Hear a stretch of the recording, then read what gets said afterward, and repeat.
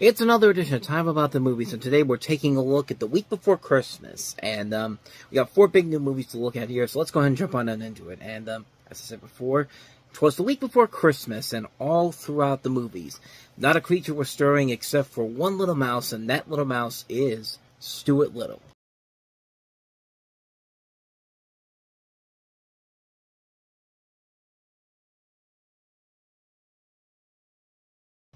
Yes, I did all that just for that one little joke. But, I digress. This is the big screen adaptation of E.B. White's best-selling children's book of the same name. Centers around a family known as the Littles. You would happen to think of them as the nicest family to ever meet. One day, the parents, Frederick and Eleanor, played by Hugh Laurie and Gina Davis, both parents and Littles, go to an orphanage to find a brother for their son George, played by Jonathan Lipnicki. While there, they meet Stuart, played by Michael J. Fox, a small but charming mouse who apparently is human civilized. They adopt him, and everyone, even George, loves him, but there's one problem with Stuart's life, and that's Snowbell, the family cat, played by Nathan Lane, who wants him, but when trouble starts up almost immediately, Stuart must make his way back to his home before Snowball's friends find out about him.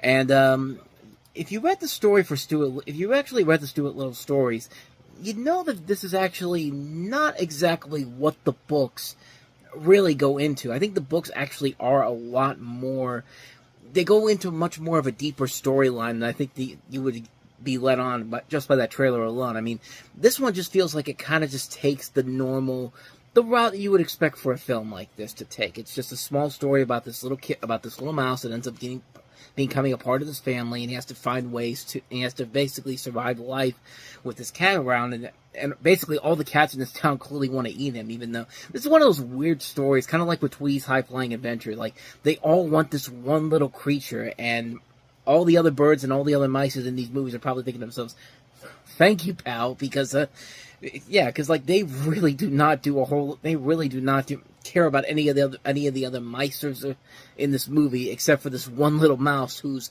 in the middle of this family. But yeah, it's a fun little movie. It's a film I went to go see when I was little. I never read the books before, so I just saw it straight from the movie itself. I never knew about the books until afterwards, but it's a perfectly solid film. It's a film that definitely delivers everything it promises. Gina Davis, Hugh Laurie, and Jonathan Lipnicki are very good as the family. Michael J. Fox is very good as Stuart Little. Nathan Lane's very good in here.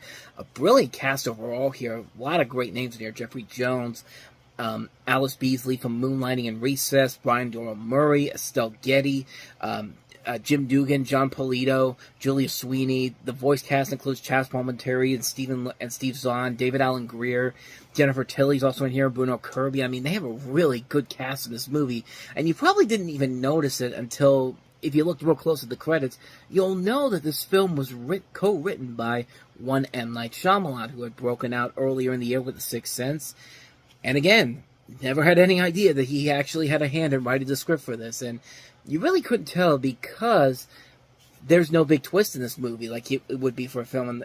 Imagine M. Night Shyamalan doing a family film with a twist nowadays.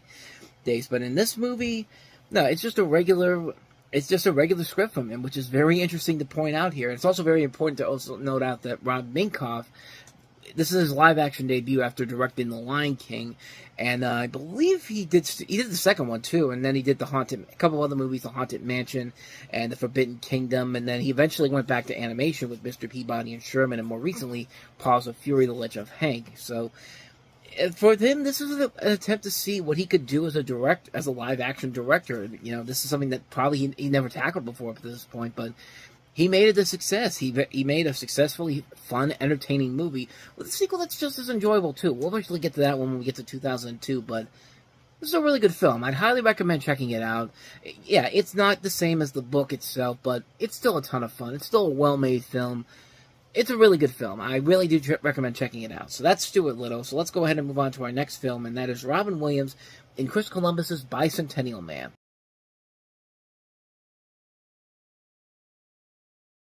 The marketing for this movie really does not sell the true enjoyment of what this movie is about. You basically have a story here based off of a story by Isaac Asimov. Actually, 2 stories by Isaac Asimov. One of them one of them is The Bicentennial Man. The other is The Positronic Man, written by him and Robert Silver, which of itself is based off of Asimov's original 1976 novel of the same name.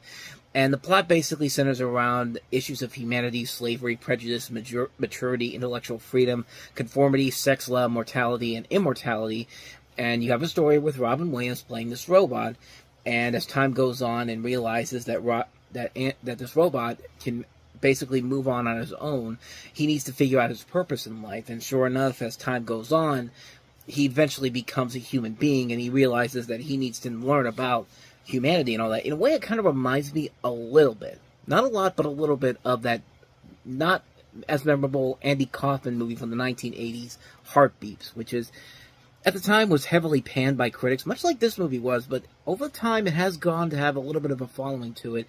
I think people are slowly but surely coming around to this particular film because it really did not get the best reviews when it came out. Everyone kind of looked at this and thought, "Oh, here goes Robin Williams with another bomb." But yeah, it unfortunately was a box office bomb. But really, it's a really good movie. And the trailers, I think, did a huge mistake of trying to sell this as a somewhat goofy comedy. This is a very serious, more dramatic storyline. And I think it does a very good job of handling that. This is one of Robin Williams' more underrated performances.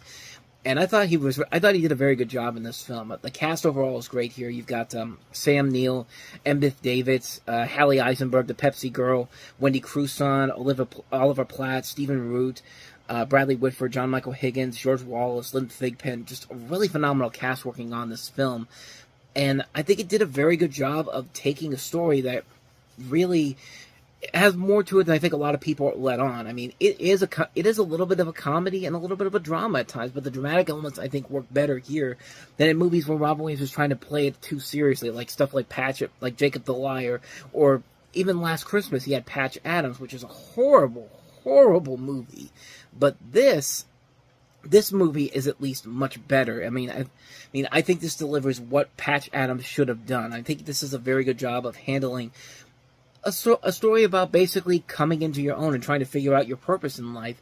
And it's a really well-made film. The visual effects on Robin Williams' makeup is really impressive. They did a pretty good job of making Robin Williams look like a robot and having him look like he's actually there. I mean, it doesn't look like he's on a green screen anywhere. He looks like he's right there, and I think they did a really good job of handling that.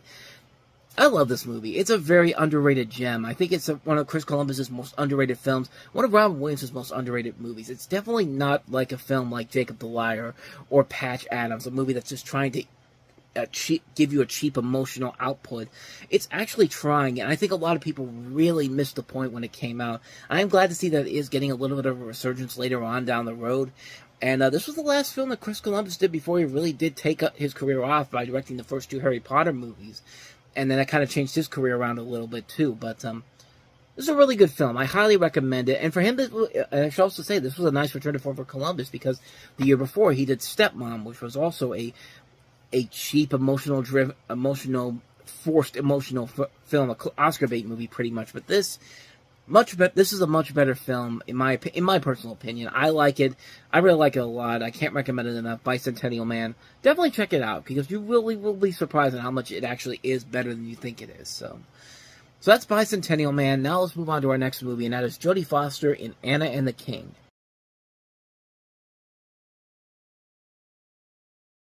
From the same director that created a new spin on Cinderella the year before with Ever After, they try to do the same thing with Anna and the King, basically from the story of Anna and the King of Siam, giving a fictionalized account of the diary of Anna Leonolens, played by Jodie Foster, and Chow Yun-fat as the titular King of Siam.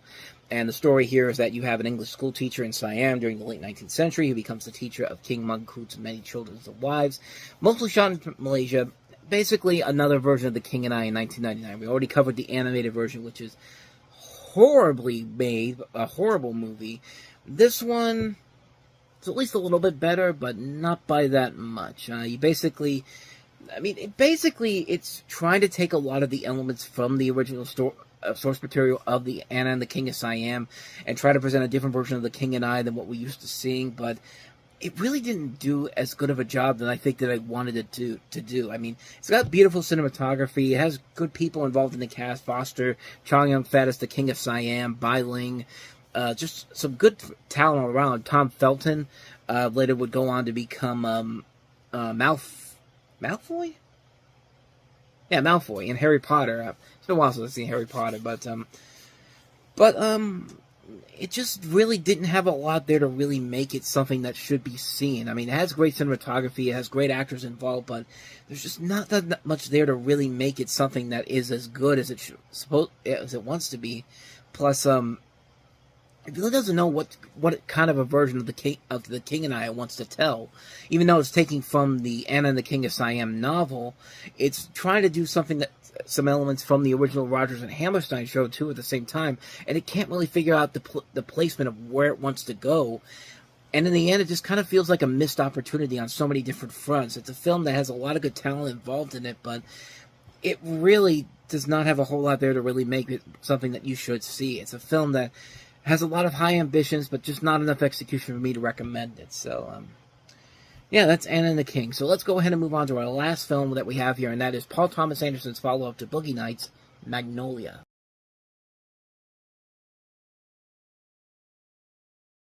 Yeah, this is a really bizarre movie. That frog actually plays into some of the more bizarre elements of the film if you haven't seen it. But basically, you have a story that's kind of like an anthology of these different characters who are in search of happiness, forgiveness, and meaning in the San Fernando Valley. And you have a really good cast that includes Tom Cruise, Melinda Dillon, Philip Baker Hall, Philip Seymour Hoffman, Ricky Jay, William H. Macy, Alfred Molina, Julianne Moore, John C. Reilly, the last film for Jason Robards, and Melora Walters. And for Paul Thomas Anderson to follow up Boogie Nights, this is a little too ambitious for his own good. I mean, it's not a bad movie per se. You do like the acting overall here, especially Tom Cruise, which I think this was the film that kind of made people realize that, hey, Tom Cruise can actually be a damn good actor and not just in a bunch of action movies. He actually got nominated for the Oscar for Best Supporting Actor in this movie. Unfortunately, he didn't win, but it showed that, I think this movie showed that he has the potential to become one of the great actors that we know him as today. Like, he's a great action star, but he's also a really good actor if you put him in the right stuff, back like he was early on in his career. Direction is not bad, the writing is not bad, the storytelling isn't bad per se. It just runs a little too long. I mean, this is kind of like the Green Mile in a way. Like I said before with the Green Mile, if you have a good enough story to tell, you could make it work. But 3 hours for this is a little too much, and it does teeter on a little bit too much of an Oscar baitish type of movie, a little bit too melodramatic at times, and elements that, like I say, are so weird and bizarre, like the frogs raining down at the end of the movie. I just spoiled it for you, but yeah, when you think frogs falling from, at least when you see that frog in the trailer, my first thought was not frogs falling from the sky and creating havoc all over the place. It gets a little too crazy for its own good, and the movie itself is not bad. It's just a little bit disjointed at times, to a point where it does get a little bit too much of its own good. It has too much. What am I trying to say here? Let me think about what I'm trying to say here. It's trying to provide too much for its own good. I feel like this is a film that Paul Thomas Anderson had more creative control on after the success with Boogie Nights a couple years prior, and he's been given the opportunity to pretty much do whatever he wants to do with a story like this. And for the most part, it works. But then it kind of teeters off into craziness and a little bit too much padding in the second half of the film. It's not a bad movie. It isn't a bad movie by any means necessary, but it's a film that definitely is not another Boogie Nights. It's a film that I think definitely could have been much tighter in terms of like the pacing and the runtime. But other than that, though, there are too many good elements about it that I say that you should see this film. But just don't go into it expecting another Boogie Nights. It's not that good of a film, but it's good enough to say I'd say definitely check it out. And so on that note, we wrap up another edition of Time About the Movies. We head to Christmas 1999, the last official week of the 90s, the last official week of the decade, and we've got 9 big movies to talk about, including the Oliver Stone's Any Given Sunday, The Talented Mr. Ripley with Matt Damon and Philip Seymour Hoffman, Jim Carrey as Andy Kaufman in Man on the Moon, Tim Allen, Sigourney Weaver, and Sam Rockwell, and a ton of other names you may be familiar with in Galaxy Quest. We also have Angelina Jolie in Girl Interrupted, Angela's Ashes, Snow Falling on Cedars, Titus, Play It to the Bone. 1999's coming out with a bang as we look at 9 films next time around. So it's going to be a very packed episode that we'll get to next time around. But until then, Thank you very much for watching, and if you want to see more videos like this, please hit the playlist on the next page, check out the previous episode, and also don't forget to hit the like and subscribe button if you want to see more videos like this on this channel. So with that said, I am off. I will see you guys next time, and until then, as always, take care.